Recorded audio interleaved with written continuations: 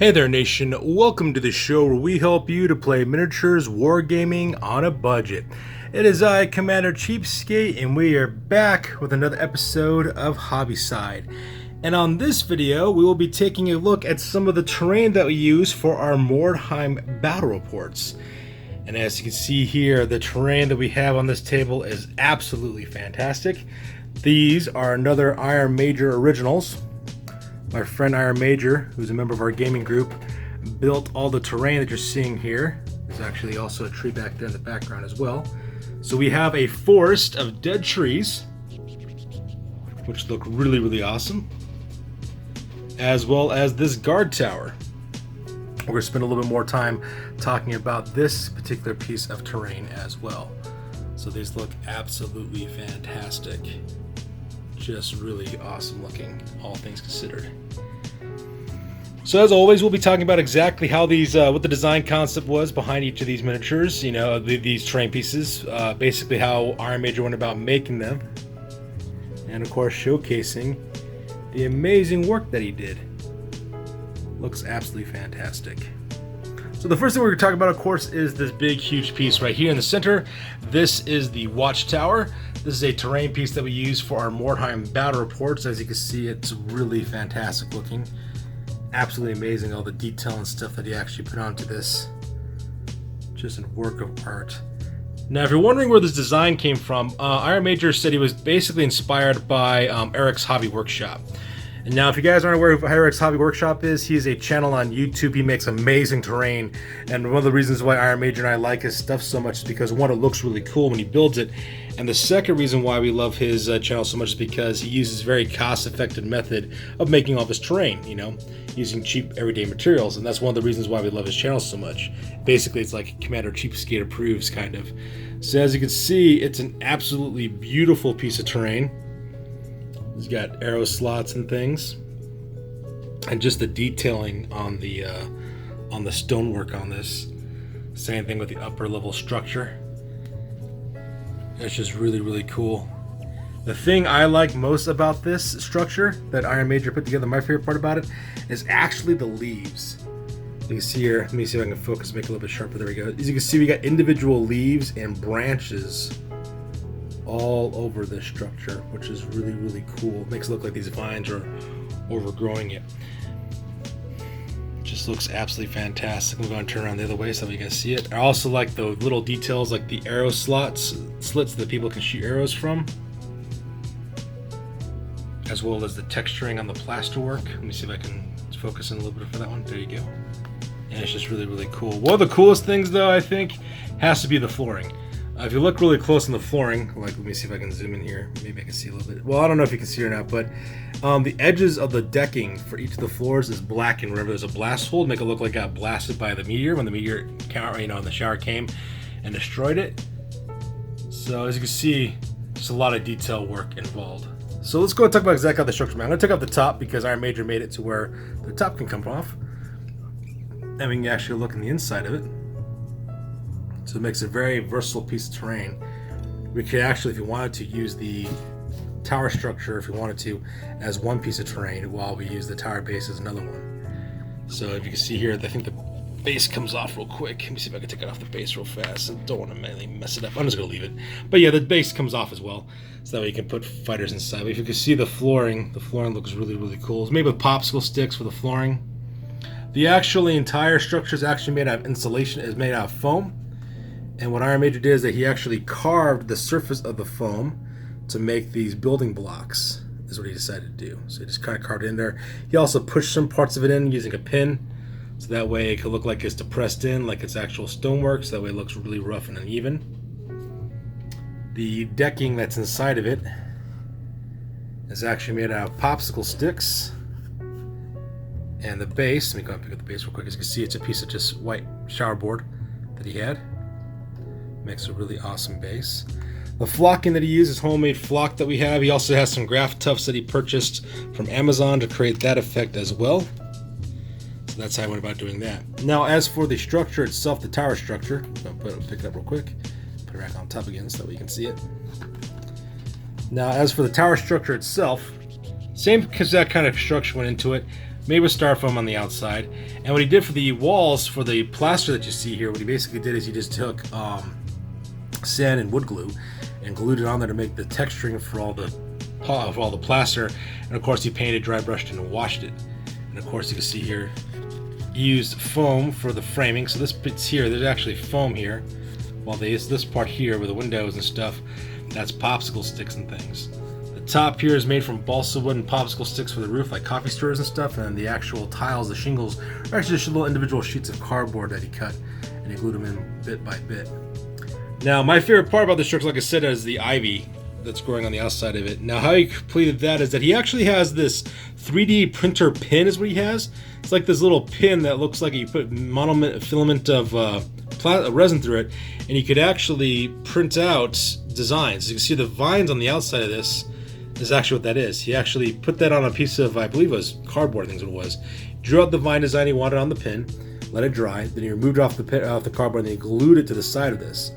Now, as for the leaves here, what he did is he took different color shades of green paper is what he did, and he used a leaf punch kit from Greenstuff World, I think is where he got that from. It's like a leaf punch. It's like a little hole puncher but for leaves, and he punched a bunch of different color leaves out, and then he glued every single individual leaf, as you can see here, onto the side of it. And that's how he did it. And it just looks absolutely fantastic. It is one of the most coolest centerpieces that we have in our Mordheim battle reports. Just absolutely fantastic job. Just can't say enough cool things about this piece of terrain. And the last thing we're talking about, okay, of course, are the forests. As you can see here, we have individual trees, as well as bases of 2 trees as well.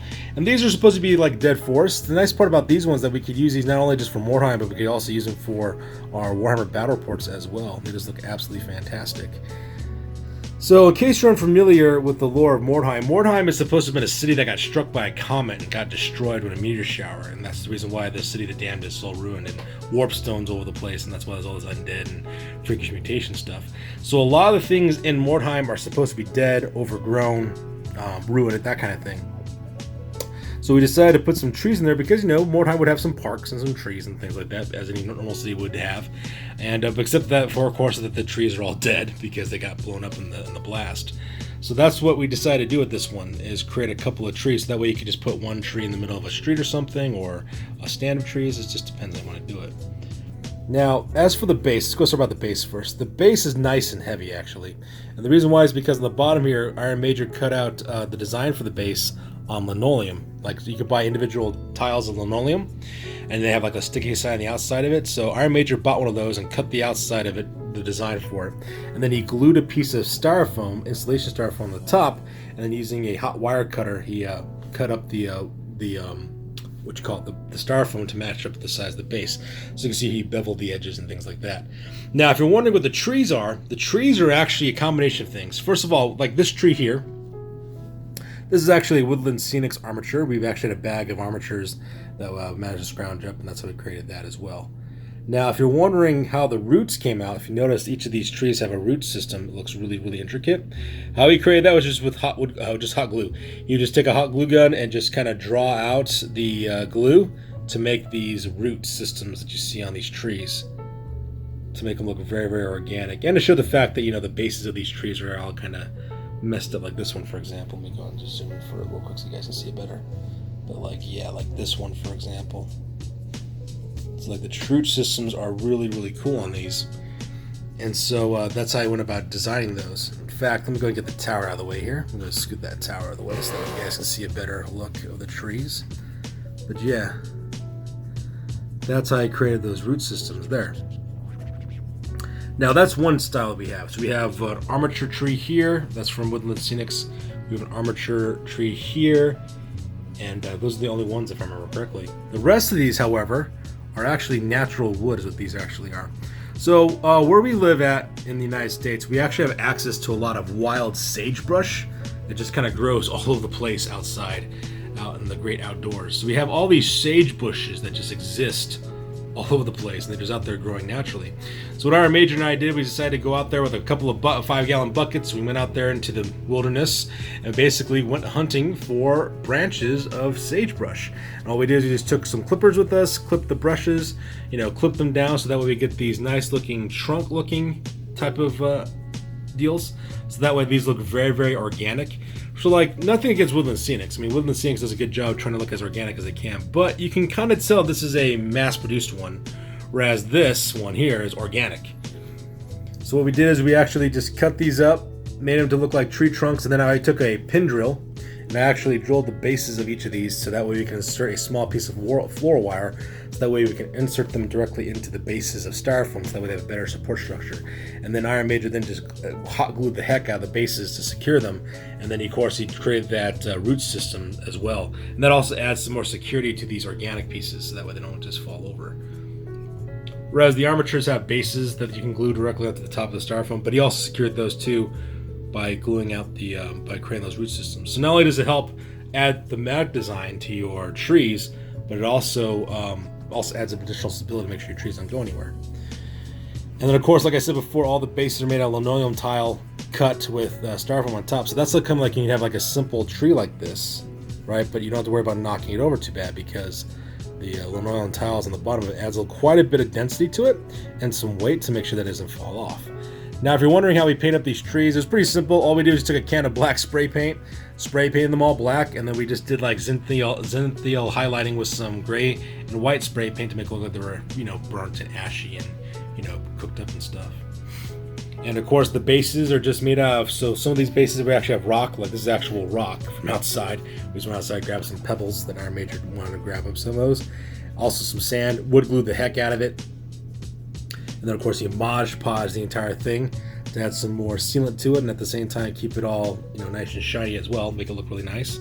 Painted and dry brushed it, washed it with his homemade wash and cheap craft paint, and then he dusted the bases with homemade flock, and then added some tufts, grass tufts that he got on Amazon for cheap to make it look really, really cool.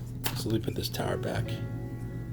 So yeah, it looks all kinds of thematic with this ruined tower in the middle of a forest of like a dead forest.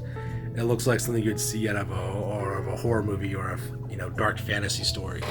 It just looks really, really awesome. So yeah, that's how Iron Major went about creating the dead forest as well as the tower for our Mordheim battle reports. So that's going to do it for this one, you guys. As always, please feel free to like, comment, and or subscribe. Your guys' input is invaluable to us as always. Also check us out on Facebook, Instagram, as well as blogger.com for all the latest greatest hobby news related to our channel. And if you like Iron Major's work, drop a comment down below. It'd be really cool to actually see some of the stuff that he has. If you're wondering about why doesn't Iron Major make terrain videos, you're I hear a lot of requests for people to make terrain videos that Iron Major shows exactly his whole process. And Iron Major is actually right. A lot of his ideas to create this stuff actually comes from a wonderful selection of YouTube channels. Things like Black Magic Craft, Eric's Hobby Workshop, Terrain Tutored, Rubbish In, Rubbish Out. I believe there's I forgot the name of is it Wargamer Girl who's the one who does all the terrain? She makes I forgot her name. But there's a bunch of different channels that Iron Major uses. In fact, if you looked at our first Mordheim terrain video, we actually have a whole bunch of hyperlinks on that you can show exactly how you go about making these. But yeah, that's good to do for those of you guys. You guys stay classy. We'll catch you guys next one. Peace out and stay classy.